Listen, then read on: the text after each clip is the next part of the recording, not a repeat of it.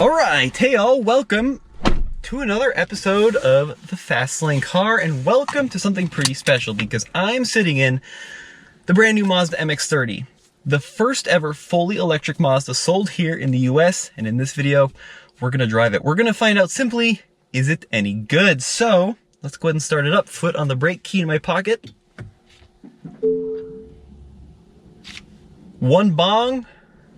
And I think we're ready to go. That's all there is to it. Of course, no gasoline engine to fire up. So the MX-30 is pretty cool. It's based on the CX-30 platform, which of course is a gasoline model, but this one is fully electric.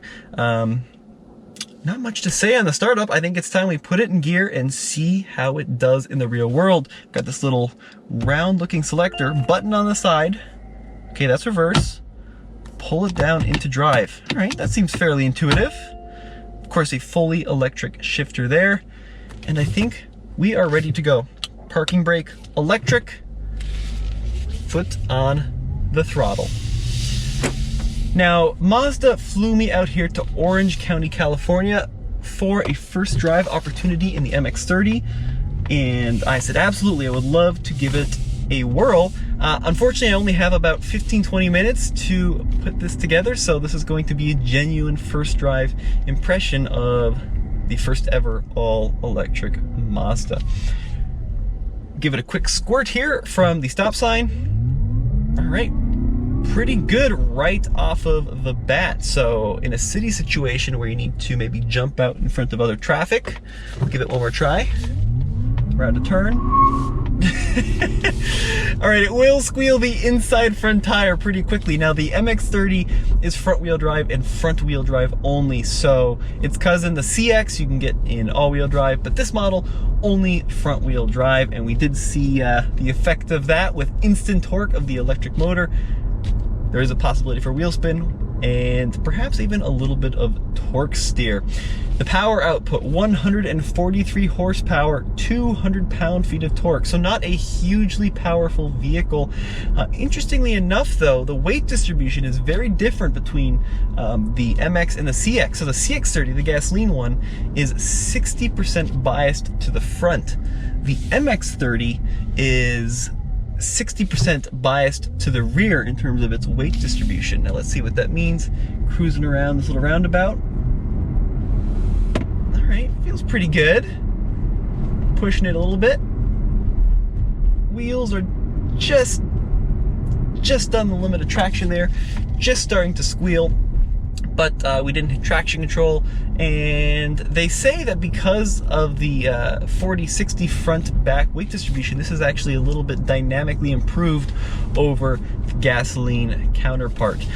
First impressions, the steering is excellent. Mazda just, from a dynamic standpoint, they just nail it on every single product they do it. Be it a crossover, be it a sedan, be it an electric crossover, the steering is just so good. They also use G vectoring control, where they'll kind of try to simulate a racing driver in, I don't know how you describe it, like trail braking to weight up the front tires as you try to make a turn.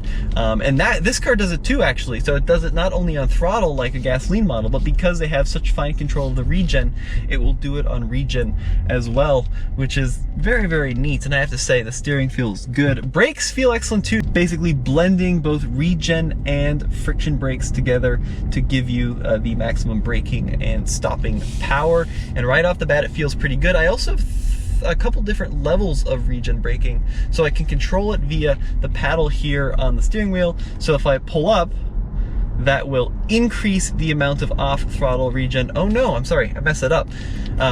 When I shift up, that will decrease the amount of off throttle regen, and when I pull down on the left paddle, oh yeah, that feels pretty close to one-footed driving, actually. I like that a lot. Really, really cool. So that's the max amount of regen, foot off the throttle. Let's see if it'll bring you to a complete stop here. Let's see, pulling over.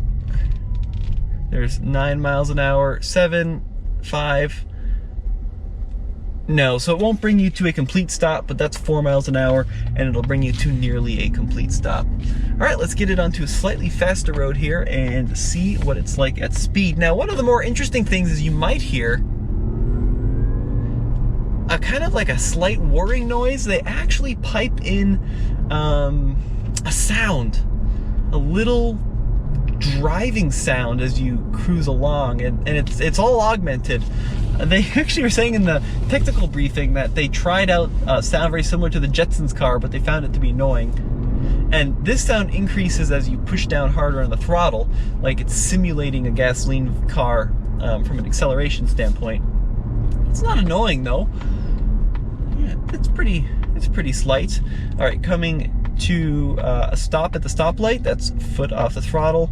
Let's see if it'll creep. I wonder if it'll creep from a stop. So now onto the brake. All right, will it creep?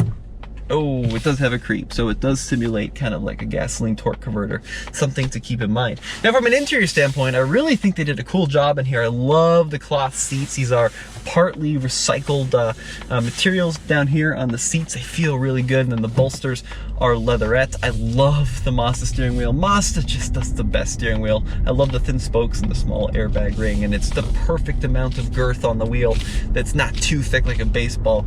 Just feels fantastic. The gauges, mostly digital, so the central display is fully digital, and then to the right we have an analog, actually, fuel gauge and an analog temperature gauge for the battery.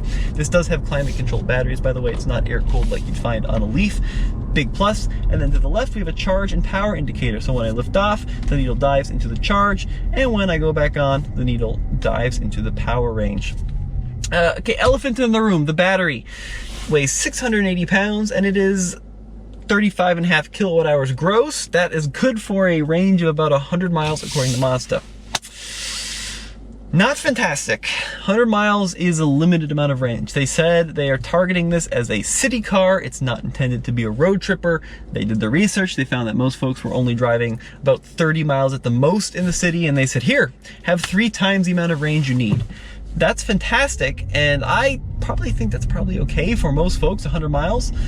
But people buy cars, especially electric cars, based on the range capability. When they see that number 100, I think there's a lot of kind of discouragement there. So if this car is going to work for your lifestyle, pay attention. Keep a little notebook of how much you realistically drive every day. It's probably less than 50 miles, even maybe less than 30 miles in a lot of cases, and this would be just fine for that. If you have a place to plug it in at home, wake up with a full tank, a full charge, and you are good to go. But probably not much of a road tripper. It does have fast charging capability up to 50 kilowatts. They say 0 to 80% in 36 minutes at the maximum charge rate. We'll have to get it out into Colorado and see how well it holds the curve, see how well it tapers into the higher state of charge percentages, and then of course we'll run a full range test as well. And we'll get you a better idea of what it means in the real world. Now they're doing something kind of interesting. They're offering new buyers of an MX-30 10 days of a free rental from their Mazda dealer every single year. So if you want to like borrow, they said like a CX-5 or a CX-9 for a road trip, you go to your Mazda dealer and they can give you one for up to 10 days a year. Basically keep the little MX-30 you bought in the city, and then they'll, at least for 10 days, take care of the road trip problem with a gasoline vehicle. So I'm pretty impressed that Mazda builds cars that just feel so solid. Everything you touch just feels so high quality. It's super well screwed together in here, at least in my initial impressions. Nothing is squeaking or rattling or banging at me, just the little whir of the augmented sound, and off you go down the road. Stuck in traffic here, which is I think where most folks in the MX-30 will spend a lot of their time. While we're stopped here, we can talk about the infotainment display. It's controlled via a rotary knob down here in the middle, only controlled by a rotary knob. You can't actually use it as a touchscreen.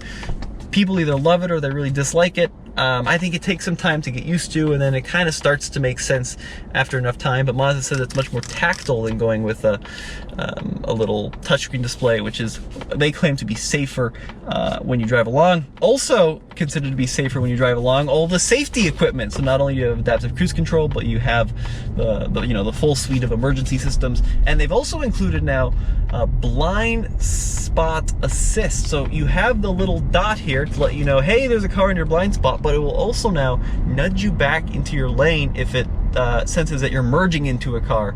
Kind of an interesting idea. Let's see if we can take the Camry. Oh yeah, it does pretty good to about 40, and then it, you know, starts to taper off. It's not a particularly quick car overall though. I really need to get some instrument testing done on this, but good visibility out the sides and the back. And interestingly enough, this car has clamshell doors, so the rear doors are suicide. It doesn't have 4 conventional doors, which is cool for a design standpoint, probably pretty bad for overall practicality. Pricing wise, starts at about $33 for the base trim, $36 for the high-end trim before your tax credit, $1,100 destination, and this car is only going on sale here in California first, and then next year it'll be available elsewhere in the country. And then there's talk of a plug-in hybrid coming too, or maybe even like a range extender, perhaps a rotary range extender down the road. So pros, I think it's pretty good value. I really like how this car feels. It just feels good. The leather feels good. The seats are good. The recycled materials on the door, very innovative, very cool. It's got power seat here with full memory. It's got the big screen, navigation, Apple CarPlay, Android Auto, and Mazda just nails their driving dynamics. The downsides, there's no way to put it, but the range is very limited, extremely limited amounts of range. The charging, 50 kilowatts, is pretty slow in, you know, the modern era. 6.6 kilowatt max AC charging. Like the touchscreen here for the climate control, that's kind of cool. I need to spend some more time with it to see if I can truly recommend it. Initial impressions is it does drive so well. The dynamics team are so good at Mazda at doing what they do. But I wish it had all-wheel drive. I wish it was a little bit more powerful from a launch, and I think it probably should have like 200 miles of range. I think double the range of this would be perfect for a lot of folks, especially at this price point. Well guys, we'll see you guys next time for another episode of the Fast Lane Car. Thank you for watching my initial impressions of the Mazda MX-30 review, and we'll hopefully have more time with this car back in Colorado, see what it's really like.